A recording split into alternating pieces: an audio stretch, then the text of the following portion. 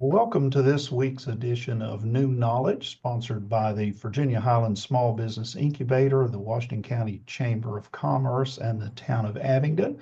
We're excited to bring you a presentation today from our good friends at First Bank and Trust, who are going to talk to us about merchant services and cybersecurity. So we have with us today Michael Weaver, who has been at First Bank and Trust for over 20 years. He is the Information Security Officer at First Bank and Trust. Nikki Reynolds is the Business Relationship Representative here locally serving Southwest Virginia. She assists businesses with merchant services, fraud protection, and digital banking solutions, and has been in the industry for 15 years. And Travis Merrill finally is the Business Relationship Officer and Assistant Vice President in the Johnson City region and the surrounding markets, where he works with businesses to ensure that the bank is providing appropriate services, technology, and support. And so he has over 20 years of experience in the financial industry as well. So we're very excited to have such a great team with us today, and they're going to talk to us again about merchant services and cybersecurity for business. So take it away, folks. Thank you. Thank you for having us today. I will get our PowerPoint pulled up here for the merchant services presentation. Okay. So with merchant services, when you start a new business, there's so many tasks that need to be completed. You have a list that is very, very long of everything that needs to be taken care of by tax ID, insurance, everything. But one of the major items that needs to be on that list is merchant services. It's very important that needs to be there. Many, new or existing business owners, they're not familiar that, you have choices with merchant services. You have the option to choose how you want to take those transactions, send invoices, and that, you choose how you want to handle your merchant fees. And you also, there's many choices of hardware. And then you also have, your budget you need to be aware of. And there's always services that we can customize for your budget, but those are the main important things that need to be thought about when you're thinking of merchant services. So Travis is going to go over the first part, and the most important part is your merchant processing. Thank you, Nikki. As Nikki said, there's a plethora of things to do as you're starting a new business. And one of those questions is, how am I going to receive money? How am I going to get paid? And one of the important pieces is being able to take credit cards from your customers. And then once you've decided that that's going to be a channel in which you receive payments, then the question is, how do I handle my merchant fees?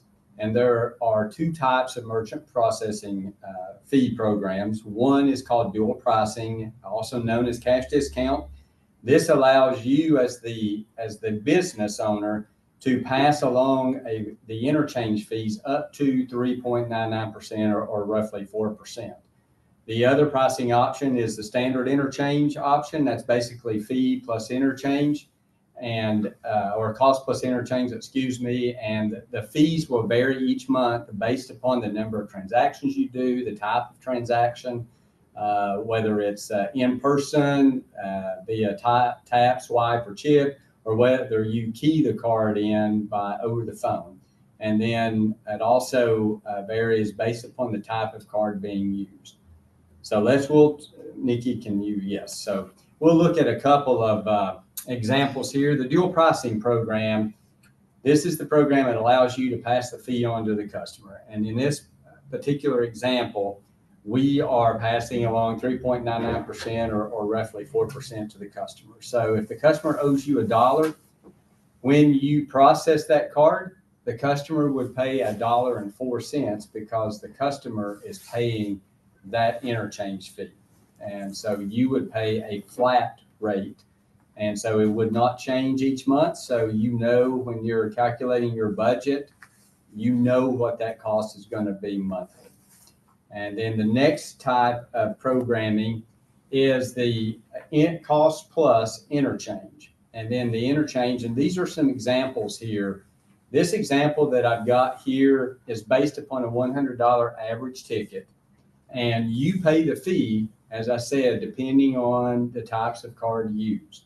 And so in this example, as you can see there, a breakdown of the estimated cost based upon a $100 average ticket. If the customer used a regulated check card or debit card there, then the cost is roughly for that $100 transaction to the business owner is going to be 81 cents. But you can see it varies across the board up to if a corporate card was used, that $100 transaction, the cost of that would be $3.15. And so as you can see, this could vary widely. This standard interchange program could vary widely from month to month as to what your merchant costs are going to be. So as you're making your decisions, you've decided you want to take credit cards. The next important decision is, how am I going to handle the fees? Am I passing it on to the customer, or am I going to absorb the fees and then base the cost of my goods that I sell, build that into the cost of goods that I sell?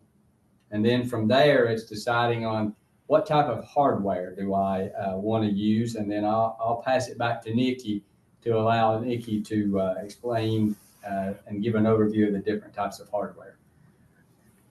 So the next step, like Travis said, is your hardware. That's deciding on how you're going to operate your business as far as, do you need a piece of hardware where your customer is physically going to tap, insert, swipe their card? Or will you need a virtual terminal? Because we have those options also.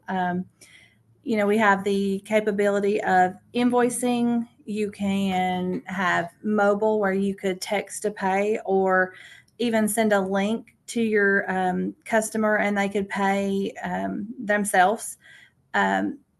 Then there's also, with your hardware, you need to think about your company as far as, are you tracking inventory? Do you need to know, how much you have on hand? Or does it need to track, the count? So when you get to a certain level of that inventory, that it alerts you that you need to do a reorder, time to place an order to get that inventory back up there to where, you have all your inventory allotted for and that you don't run out. The next thing would be also, are you going to have employees? Do you need to have more options to where you could keep track of their time? They could clock in and out. You could have different employees have different permissions. So when you're thinking about how are you going to accept this money and process these cards, also what type of business and what type of customers are you gonna have customers that what they say are cards not present? So are you going to be manually typing these? And then also, are you going to have recurring transactions? Are you going to have somebody that has a subscription, such as, you need to charge them monthly or quarterly? So those are just some of the options that you need to think about when deciding on what type of hardware that you're going to need to start looking at. So the first type of hardware, this is what they call, it's the P line through Deja Vu. And this is a hardware that you would be able to have in a customer facing storefront where you would only need to process transactions. They have the option to where you would, type in the amount. And this is where Travis was telling you about, you have your dual pricing and your standard interchange, whichever one you choose, this is what the terminal you would use. It's a quick type in the amount the customer owes.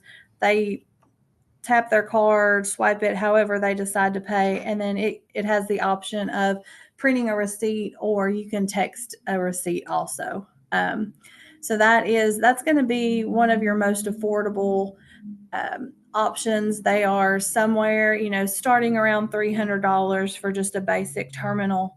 But they also, that they would go up in price because they do have one that is more like would have self-service. So if you are maybe a carnival or somebody that goes out, a plumber, somebody that goes out and, really wants the transaction to be processed right then to give their customer a receipt. That, we have those options also that have self-service. Those would be a little bit more expensive, but these would be where your basic, just processing cards is what it would look like.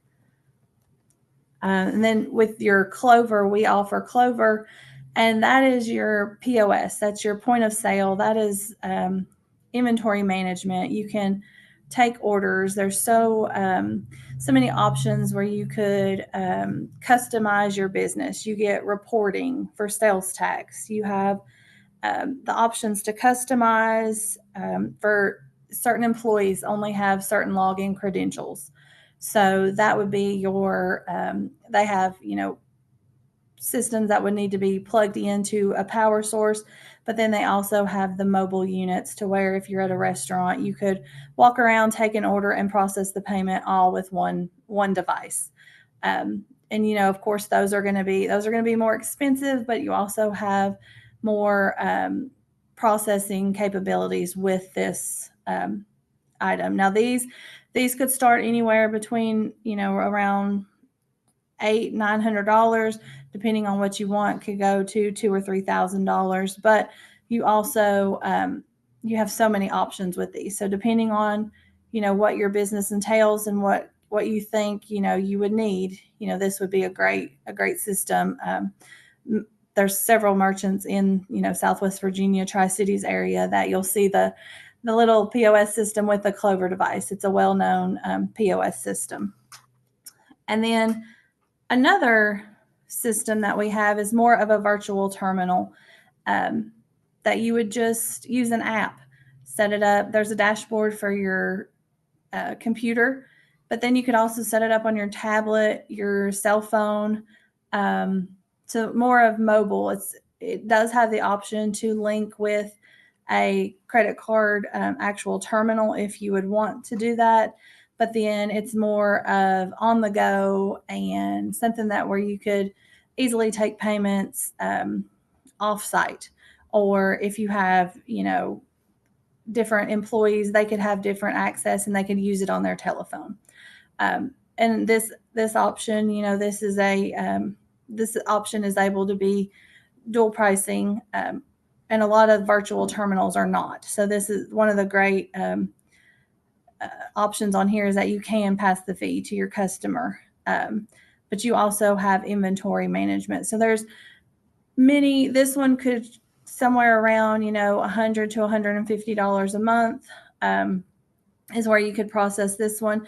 You don't get all the physical terminals with that, but you get the inventory management. So depending on the next part is your budget. What's your budget? What are you wanting to spend? So no matter what your budget is, we have an option for you. There's options out there that you can customize your business, because a lot of people will start and they'll, I really wish I could have sent an invoice. And then, so that's one of the things, that we'll sit down with you. You reach out to Travis or myself, and we'll ask the questions that you're unsure of. We'll be able to help you customize how you want your business, things that you don't think of or didn't know that you had that option or that option was available to you. Reach out anytime. We'll be able to help you and look down those avenues that you didn't know that, oh, I didn't know that I could set up a recurring payment, or maybe you want to do this but your budget doesn't allow it. Then there's options for you there also. So with merchant, it's very detailed. It's something that definitely needs to be on the list of getting your business started or updating your business. And then there's always, even if you have a current business and dual pricing is something new. At the beginning, a lot of people didn't like passing the fee, but now pretty much everywhere you go, you see you have a cash payment or a card payment. There's a price for each. local stores, restaurants. So it doesn't matter if it's a retail store or a restaurant. Seems like everywhere you go now, they're passing the fee. So, but we have options that work for your business, and then that also fit into your budget. So if there's any, we're here again. That's just the overview that we're here to help you. That will help you with making your business a success. That we have the resources, and we'll provide those to you to reach out, and that we're here. We're here to help you. So, are there any questions on the merchant services? Doesn't look like we have any questions from anyone, but so we take some payments here at the incubator by credit card, and that virtual terminal sounds kind of interesting. So when you say $100 to $150 per month, is then there an additional charge for the type of credit card they use also, or is it just $100 to $150 a month? Or is that? Oh, go ahead. No, I didn't know if maybe that's like all included. Okay, so for that last one that I showed you, that virtual terminal, that is through a Swipe Simple, and that in that particular setup virtual terminal, it passes the fee to the customer. So that would be just a set monthly fee. The price would be set. There would not be an additional charge for, no matter how much the amount of the transaction is, or if you run one transaction or you run a couple hundred transactions, it would all be the same, because it would pass that fee to your customer. So then how would we know how much to create the invoice for? Okay, on there is you can create invoices within there also, and it automatically puts calculates the fee on there. So while you're in the virtual terminal and you're creating an invoice, there is the way to create that fee. Okay. And it'll process that. Yep, it'll process that and show that automatically on there and break that down. So they'll see exactly what, the price of the service was, and then they'll see that fee, and then they'll see the total at the bottom. Thank you. If there's not any other questions, I will get the presentation pulled up for Mike Weaver to go ahead and present his. There you go. Okay, perfect. All right. Can everybody hear me okay? Yes, we can. Okay, good. As Mark said, I'm Mike Weaver. I'm the ISO here at First Bank and Trust. I've been with the bank for going on 20 years now. It'll be 20 years in July. I've worn a lot of hats here. I started out in data processing and proof, and worked my way up to being the Vice President Information Security Officer today. I've been in this role for going on 4 years now. Doesn't seem like it's been that long. It's gone by really quick. It's been kind of a roller coaster ride, let me tell you. So I started in IT, or what is today called IT, back when PCs were just being conceived. Hard to believe that 40 years ago, we didn't have these little computers sitting on our desk and we could carry them around everywhere. A computer was a room-filling piece of equipment that not everybody knew anything about. So, and the internet was just a novelty. It was just being conceived and just being figured out what we could all do with it. Back then, there was no such thing as cybersecurity. Security in my world back then was lock the door when you're the last person out. So, in spite of the fact that I've been in this business now for over 40 years, I'm not a computer geek. I'm not an IT guy.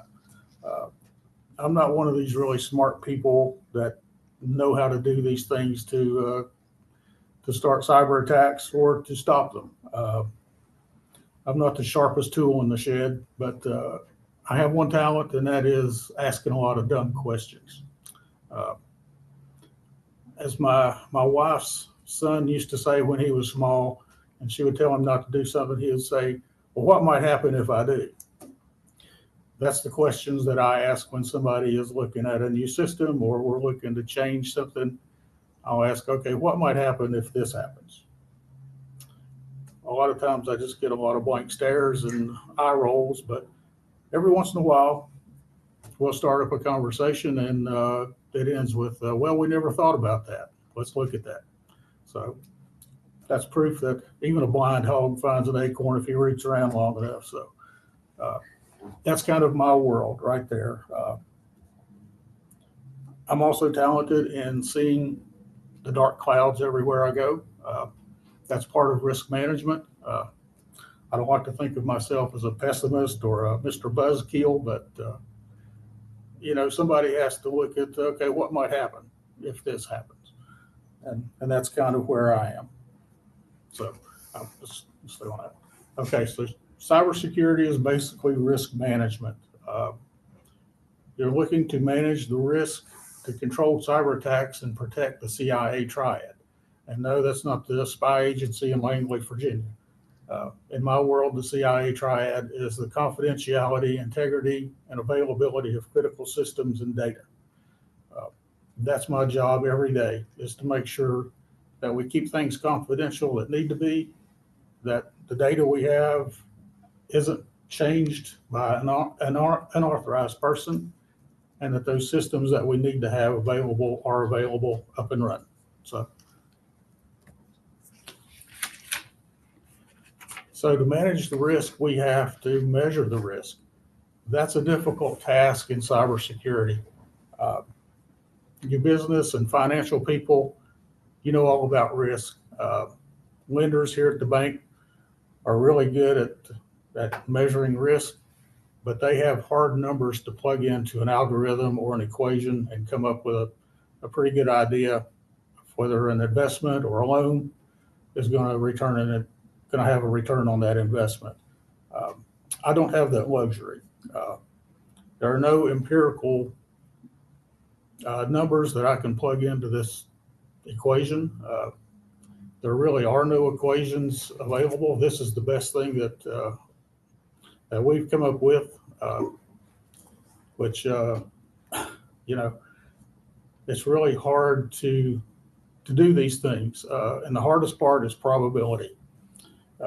Probability of a cyber attack is something that's hard to judge, because it's hopefully, and most of the time, only going to happen once. So you don't have that history to go back to and say, okay, this happened whenever and this happened, so it may happen again. So we have to just look at our threat landscape and our threat environment and decide what's going to apply to us. So the first step in assessing your cyber risk is identify. That is, identify your assets. What are your critical systems that you must have to conduct your business? What data do you have that must be protected and kept confidential? That data includes your customers, your clients, and your vendors' confidential or sensitive information. Here at the bank, we consider almost everything that we have for our customers to be confidential. Even information like names, addresses, and phone numbers that are considered public information. If you reveal that in the context of them being a bank customer, then you expose them to the possibility of identity theft and cyber attacks on them. So we try to protect all of our data equally. Of course, confidential information is something that we take very seriously, and we try to keep that very much under control. It also includes your business's information, your financial information, your proprietary information, your intellectual properties. You don't want those getting released or stolen from you. So the part of that equation is classification of data. So classify that data as to its importance and its sensitivity if it's stolen or destroyed in an attack. So that's the data classification part of the equation. Then you need to identify the threats to your organization. So this is where it gets sticky. There are all kinds of attacks out there. Some of them may apply to you, some of them may not, depending on the nature of your business, the complexity of your network, how many users you have, and basically how much valuable property you have that somebody would want to steal. Almost all organizations are subject to ransomware attack. And I think we probably all have heard of ransomware, and we know pretty much what it is. It's an extortion attack where an actor will disrupt your business. They will encrypt your data, lock up your system so that you can't conduct your business. It also means in recent years that they're going to steal your data and threaten to release it to the public. That's something that you don't want to do. So almost everybody is subject to that. And in fact, we're seeing now a trend that more small and medium-sized businesses are being targeted by ransomware. And that's simply because large companies are spending more time and more money on defense, and they're committing more resources to cybersecurity. Small and medium businesses may not have those resources to commit, so they're perceived as more vulnerable. So these attackers are looking to take a lot of small bites rather than attack a big company that has a lot of resources to defend themselves. So you have to be on guard for that. Business email compromises are also a huge threat to all organizations. They can be very costly through fraudulent wire transfers, ACH transactions, and account takeovers. Okay, and the next step in assessing your risk is to identify your vulnerabilities. Your vulnerabilities are gaps in your security control environment. You need to look for unpatched or unupdated software and operating systems in your environment. So this risk assessment process can be very difficult. It can be time consuming, and you need staff with the expertise to do that. If you don't have those resources, consider an MSSP, a managed security service provider. Oh, and by the way, when you talk to a security person or an IT person, you're going to get all kinds of acronyms. It's like talking to a bowl of alphabet soup. So I personally keep Google in business because when I get done talking to some of these very smart people, I have to go to Google and say, okay, what does that mean? What does that stand for? So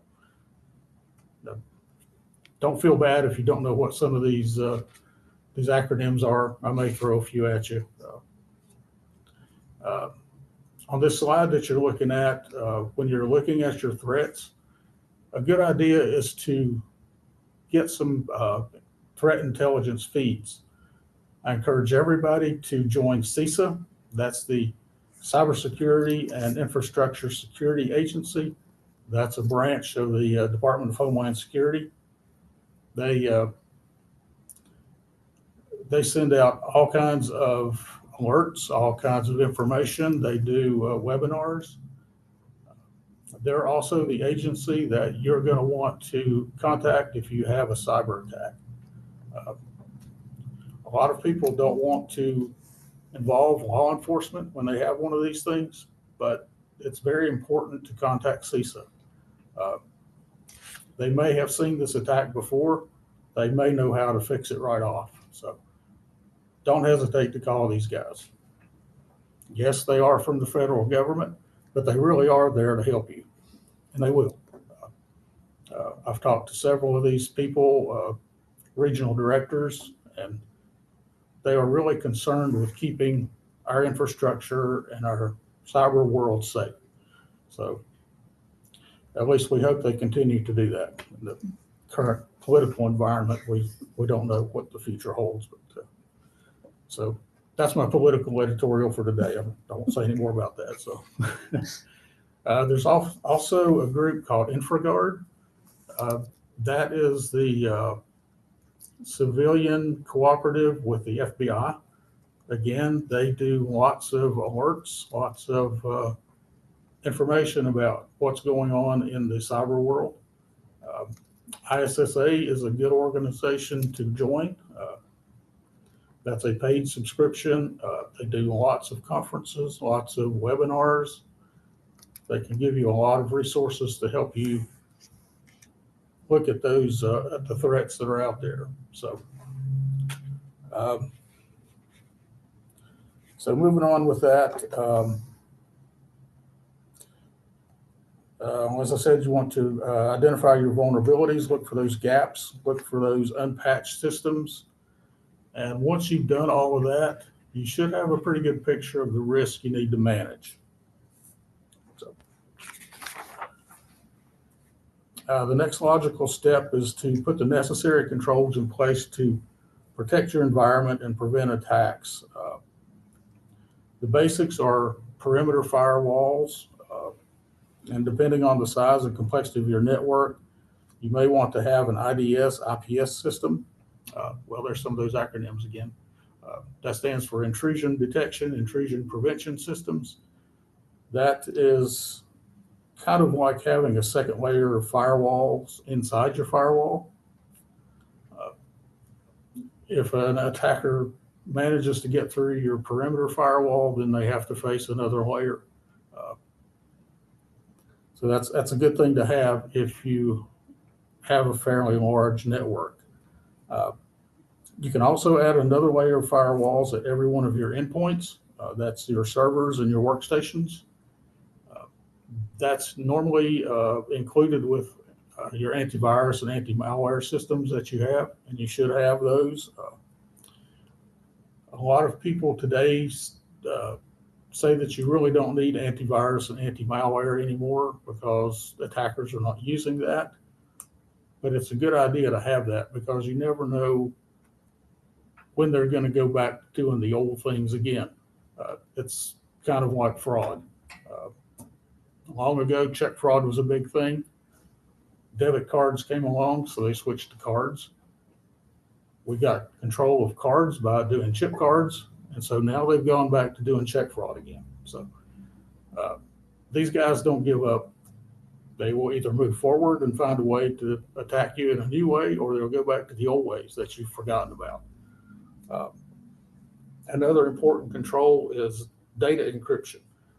Anything that's stored on your systems, you probably should have it encrypted so that if someone does steal it, at least they can't open it.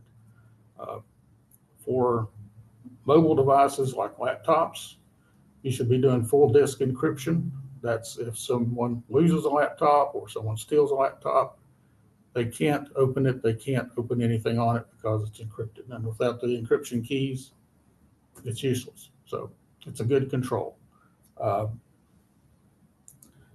next controls are user access and authentication controls. Require long, complex passwords, at least 12 characters. Complexity means requiring mixed case letters, numbers, and special characters. Experts today say that you should use at least a 12-character long password if it's computer generated. If it's human generated, it should be at least 15 characters long. That's a long password to have to remember. So, and if you can't remember your password, then that's a threat in itself because you're having to constantly do password changes. So, and a lot of experts down through the years have said, don't write down your passwords anywhere. Well, I've got a little notebook and I have it full of passwords.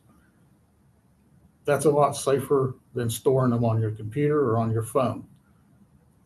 I don't think anybody's going to steal my little notebook. I keep track of it. I keep it locked up. I keep it secure. So it's harder for somebody in Russia or China to get my passwords because they don't have my little notebook. They might trick me into giving it to them, but we'll get around to that a little bit later on. And along with passwords, you should implement multi-factor authentication whenever and wherever possible. Multi-factor is defined as something you know, like your password, something you have, like an authenticator app or a little numeric token that we have here, and something that you are. That's biometrics like fingerprint, face recognition, retina scans. So multi-factor is not unhackable. It can be hacked, but it's a lot more difficult. So if you add that extra layer, it makes it a lot more difficult for an attacker to get your credentials. When you're assigning privileges or assigning authorities to your users, adhere to the principles of least privilege. Don't give everybody the keys to everything. The more people that have access to a critical system, the less secure it is. So decide what job functions need what systems and assign that accordingly. In today's world, we have something called zero trust. That's principles of least privilege taken to the highest level. That means you give a new user absolutely no authority until they need it for their job. So zero trust is not something you can buy. It's kind of a philosophy, and it's kind of an architecture that you can do.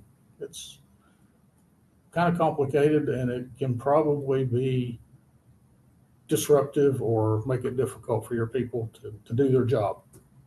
Anything in security affects efficiencies. So you kind of have to weigh that.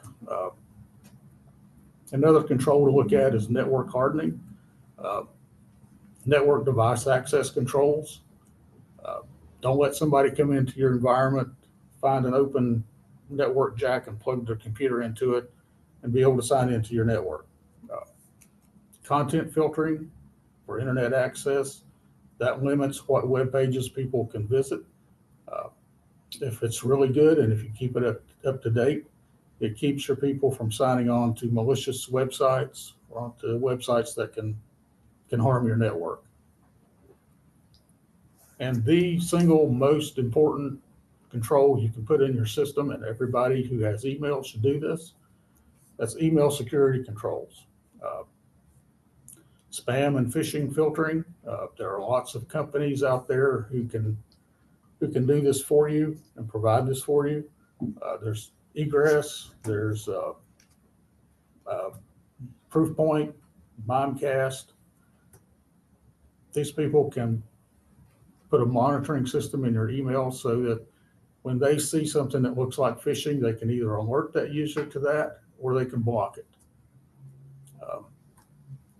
If possible, implement DMARC or DNS security that protects your domain name so that no one can spoof your domain. That prevents people from sending an email from somewhere else outside your company with your exact domain name. I do phishing testing every month with our people, and that is the single most prevalent soft spot that we see is emails that spoof an internal email. So with DMARC and DNS, that is a good control to prevent that from happening. At least they can't use your exact domain name. And among email security controls, the most important is security awareness training for your employees. Your workforce is a liability. They're a vulnerability. But if you train them well and you test them with phishing and social engineering tests, they will become an asset for your security stack. They will become the human firewalls. And we've proven that. We have improved our phishing test scores over the years. Every month we are below our benchmark for our industry. We stay right around 1.5% to 2% failure rate. That's only about 5 or 6 failures among our whole workforce.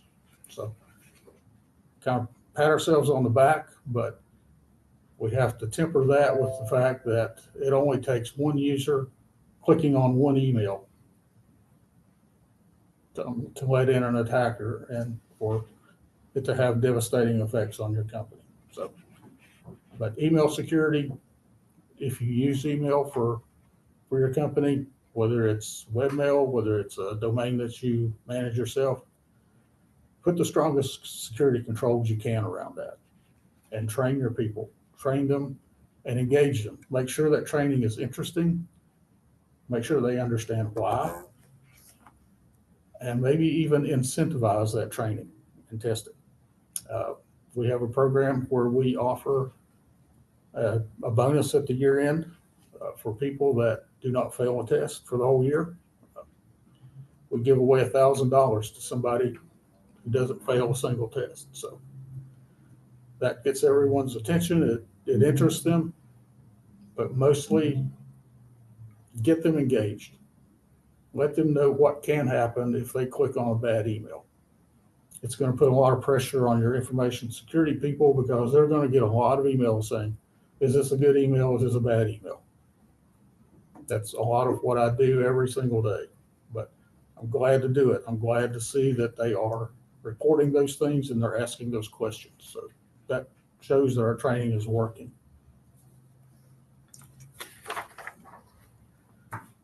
Okay, so it's clear that you can spend a lot of money and a lot of time and a lot of resources to build a good, strong security stack.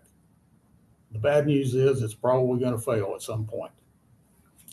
The very best controls are only 90% effective.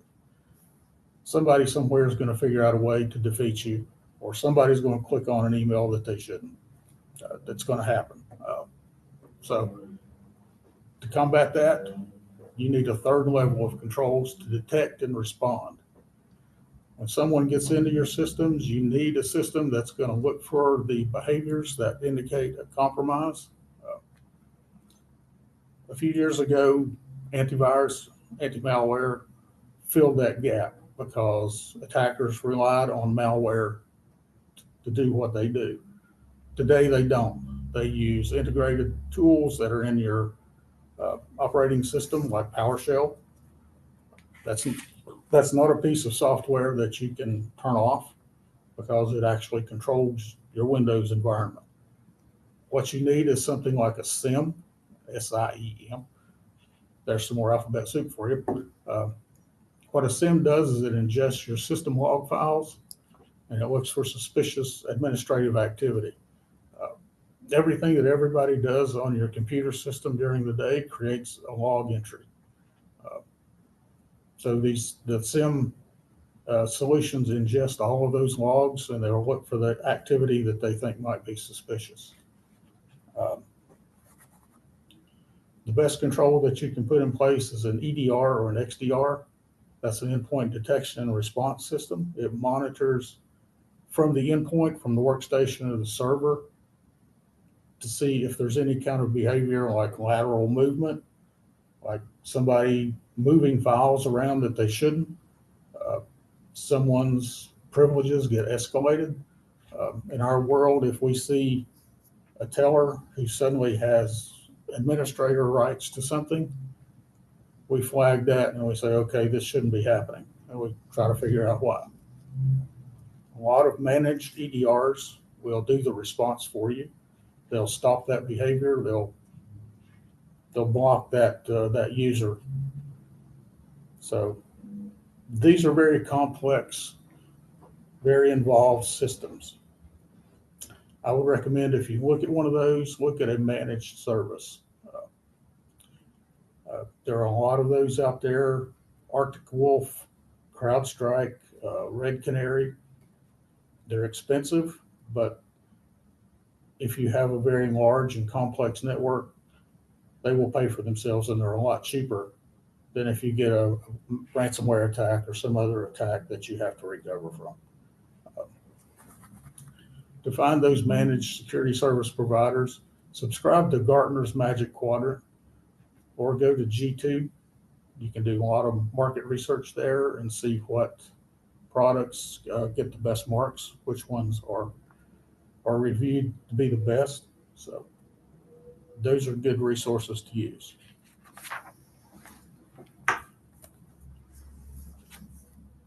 Okay, the final level, and this is one that you never want to have to work with if you don't have to. This is recovery. This is when everything else fails and the attack succeeds, and you're having to recover your systems and get your business back up and running. The most important part of recovery is backups. Make sure you back up everything that you will need to recover your business. All of your data, your servers, your systems, those backups need to be air gapped. In other words, off of your network completely, somewhere that someone cannot get to them. They need to be guaranteed immutable. In other words, no one can get to those backups to corrupt them, to delete them, or to stop those backups from happening. Too many times, a company will get a ransomware attack. They decide not to pay the ransom. They say, well, we'll just pull out our backups and we'll restore our servers, only to find out that their backups didn't work for a month or two.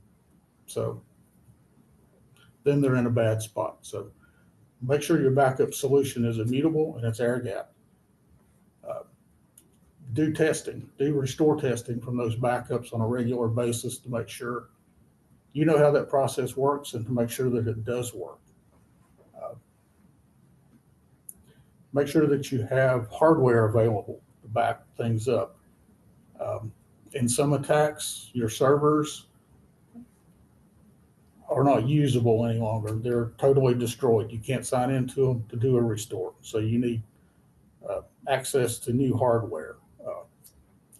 Even if you are running virtual servers, you still need a piece of hardware to spin those servers up. One bank near us that we know of that suffered a terrible ransomware attack were running virtual servers, but their virtual infrastructure got destroyed. So they had nothing to restore to. So it was a mad scramble for them to try to find the hardware so that they could restore and bring their business back up. It was a bad situation for them. It was kind of a good situation for us because our CEO got firsthand knowledge of what happens when the worst happens. So he pulled out his checkbook and said, spend whatever you need to spend. So that was a good thing for us, a bad thing for them. So another part of recovery is develop an incident response plan. In that, write up all of the playbooks that you can think of for incidents that might happen. That's cyber attacks and other things, unintentional data releases, insider attacks, anything you can think of. Put it in that incident response plan for how you're going to respond to that. You also need disaster recovery and business continuity plans. Same thing here. What do I need to do to recover if the worst happens? What systems do I need to bring up first? How soon do I need to get those up before I start losing my business, before I start losing massive amounts of money? Test those plans at least annually. Do tabletop exercises. Contract with a third-party provider for help in developing those plans. There are a number of those. Our core banking provider does those for us. We also do tabletop exercises with FS-ISAC, which is Financial Services Information Security something else. Google that, see what it says. But there are all kinds of ISACs out there that might fit your business better than the FS-ISACs. But find somebody that will help you with developing your plans and help you do testing. One company that we looked at was Arcus. Others are Mandiant and Silent. They will help you do incident response. They will help you develop your plans. You can even get them on retainer to come into your environment when you have an attack and help you do your recovery. They'll advise you on ransom negotiations, what you need to do to recover, who you need to call as far as law enforcement, how to handle the legal side of it and the regulatory side of it. So these are very valuable resources to have. Another important element of recovery is communicate. Don't try to hide what happened. Don't try to explain it away. You're a victim of a crime when you suffer a cyber attack. Make sure that everyone understands that you're the victim as much as your customers and your clients. You're not the bad guy. You made a mistake, something happened, communicate that the best you can and as openly as you can with your employees, your customers, your clients, and the public. If you'll recall, back a few years ago, Target had a massive cyber attack. They were breached. A lot of their customers' payment information was stolen. Target did the right thing. They communicated. They stayed transparent about what happened, how it happened. They didn't try to hide it. They didn't try to explain it away. In fact, they used it as a positive marketing campaign. They got their name out on the news. And they did it in a way that made people see that they were the victim and that they were taking every effort to recover that and to help the people who lost their card information, their payment information. And last but not least, don't fire the ISO. I do tabletop exercises with our core banking system provider. They do a very nice little forum where they get a bunch of banks together, representatives from each one. They divide you up in tables, and you do a tabletop exercise for a bank that's been attacked. Everyone on your table fills a certain role within the bank, like the CEO, the CFO, the ISO. It's really fun and it's really informative. The last one that I went to, the last question at the end of the day was, okay, you CEOs, what do you do with your ISO? The majority of people who were playing the role of the CEO raised their hand and said, well, I'm going to fire him. He messed up. I kind of talked to my crew. I was playing the CEO, believe it or not. Stranger things happen. But I talked to my group and I said, wait a minute. That ISO just learned a lot of hard lessons. He just got a lot of on-the-job training. I don't want to send that experience and that knowledge out the door. I want to use that knowledge. I want to document what he learned, and I want to make sure that he puts those into practice. So, he messed up this time, but make sure he doesn't mess up again. And he's going to help you because now he knows what happens when an attack happens. So he's going to be better at his job. So don't fire the ISO.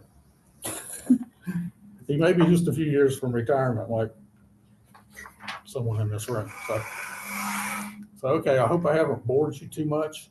Does anyone have any questions about cybersecurity or anything that I've talked about here? I know it's a lot to absorb. I could probably sit here and talk with you about cybersecurity for a couple of hours, but there are a lot more things to talk about. So if you have questions, I'll take those and try to answer them to the best of my ability. Michael, thank you very much, Michael Weaver. I know I can speak from personal experience at our good friends at First Bank and Trust. When I was at Emory and Henry, they were constantly monitoring our accounts and for cybersecurity threats, and we were constantly informed of folks that had attempted to get into our accounts, and they do a great job down there trying to protect your funds and your assets and things that you've worked hard for, and you should be able to keep them. And we appreciate all the good work that our friends at First Bank and Trust do. Thank you as well to Nikki Reynolds and Travis Merrill. See, you stole my line here at First Bank and Trust, the bank that puts you first. I had that right in my remarks to make. And I also want to thank our local loan officer, David Caudill at the Abingdon main branch, who helped arrange these speakers for our program today. Our video will be available on our YouTube channel here at the Virginia Highlands Small Business Incubator, where you can also see other videos that are posted about interest matters of general business interest. And we invite you to join us on April 2nd, when our guest will be Chad Thompson with the town of Abingdon, where he will be talking about developing an annual marketing calendar. So if there's nothing further, we appreciate our friends at First Bank and Trust for joining us and everyone else. And everyone have a good day.